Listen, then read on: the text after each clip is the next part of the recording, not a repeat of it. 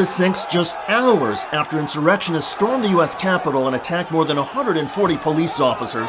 There was talk of potential resignations in the White House in the wake of all of this. Learned that the First Lady's spokeswoman, Stephanie Grisham, has resigned today. Stephanie Grisham, who is actually the First Lady's chief of staff, basically the right-hand woman, if you will, to Melania Trump, and leaving her job now because of the violence on the Hill. Now, the backstory is even clearer. In a new book, Grisham says she texted Melania Trump at 1:25 p.m. that the protest of her husband's election loss had turned violent and urged the First Lady to issue a statement. Quote, "Do you want to tweet that peaceful protests are the right of every American, but there is no place for lawlessness and violence?" Melania Trump 1 minute later replied, "No." At the time, the First Lady was preparing a photo shoot of a new White House rug. The exchange undercuts claims that President Trump was not aware until later in the afternoon about the violence or the potential dangers to Vice President Pence. At 2:24 p.m., Trump tweeted, "Mike Pence didn't have the courage to do what should have been done to protect our country and our Constitution." 2 minutes after Trump's tweet, the Secret Service whisked Pence out of the U.S. Capitol.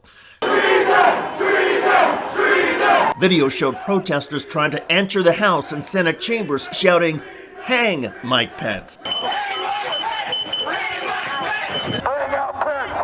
If Melania Trump was told by 1:25 p.m. that day the protests were violent, the president would have been told by that time as well.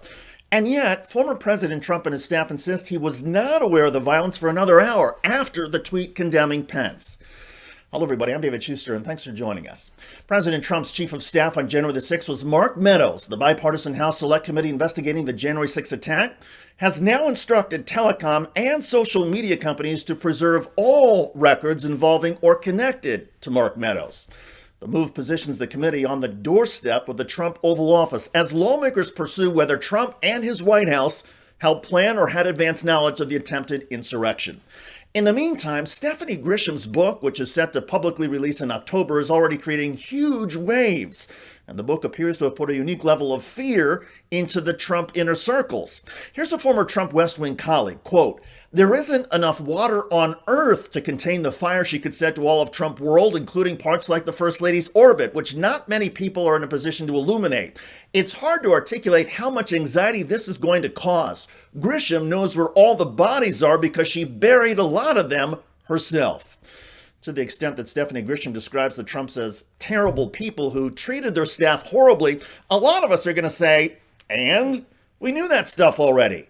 But if Grisham provides a clear roadmap for congressional investigators and is willing to testify herself about her knowledge of January 6th in terms of the White House text and communications, well, she could inflict the sort of political and legal damage many Trumpsters fear.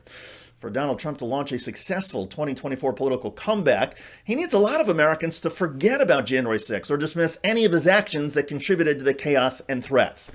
Stephanie Grisham, though, seems unwilling to forget. And she is empowering investigators and whetting the appetite of the public to go back over that awful day in January with a fine-tooth comb. By her account, the Trumps encouraged the violence and refused for hours to do anything to stop it. Sounds like treason, right? Well, it's coming from a key figure who was part of the Trumps' inner circle.